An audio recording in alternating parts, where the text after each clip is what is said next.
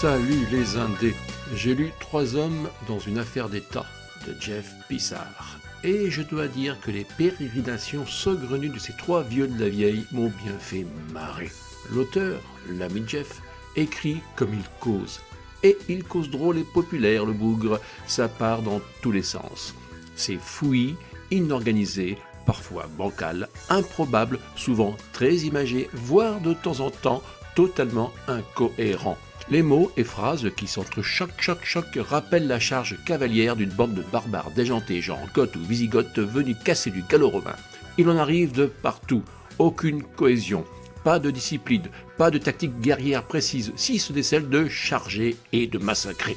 Ça cavale dans tous les sens, ça fait un raffut d'enfer, ça hurle, ça s'agrippe, ça cogne, ça s'étripe, bref, c'est un indescriptible foutoir masqué par la poussière que soulèvent les sabots des chevaux. Et pourtant, ça marche, ou plus exactement, ça galope. D'ailleurs, Rome ne s'en remettra pas. Si, révisez votre histoire. Exit les légions bien organisées. À chaque coup d'épée ou de massue qui s'abat, les victimes tombent telles des mouches gazées au raid aérosol, mouches et moustiques. Concernant les barbares profondeurs de légionnaires en jupette, les embrochés se tordent de douleur, ça fait mal, un coup de sabre. Concernant le bouquin du chef goth, l'hilarant auteur Pissard Ier, les lecteurs se tordent de rire, ce qui, reconnaissons-le, est bien plus réjouissant. Le clin d'œil appuyé au célèbre roman de Jérôme K. Jérôme, 3 hommes dans un bateau, est indiscutable. Il suffit de résumer cette désopilante farce so british pour être convaincu. Pitch de 3 hommes dans un bateau.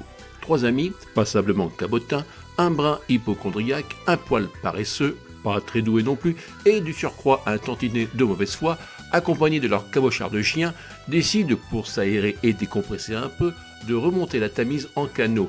C'est leur périple que nous narre Jérôme, l'un des 3 compères, des tribulations truffées de rencontres, d'anecdotes personnelles et touristiques. Alors là, vous ôtez la Tamise, qui restera londonienne, vous remplacez la barcasse par une magnole plutôt pourrie appartenant à l'un des 3 compères, et vous sacrifiez le clébard. Vous obtenez alors le pitch de 3 hommes dans une affaire d'État.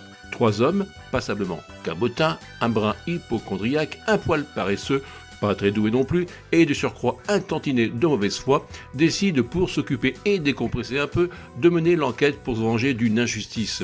C'est leur périple que nous narre Jeff, le 4e compère, des tribulations truffées de rencontres, d'anecdotes personnelles, de délires et de commentaires. Vous voyez, ça match, hein. Bon, 3 hommes dans une affaire d'État, c'est en fait une version franchouillarde, détournée et réjouissante de l'œuvre du génialissime auteur britannique Jérôme K. Jérôme. Jeff, j'espère que tu as apprécié la comparaison, n'est-ce pas? Car, comme tu le sais, moi je dis ça, j'y rien. À plus les Indés.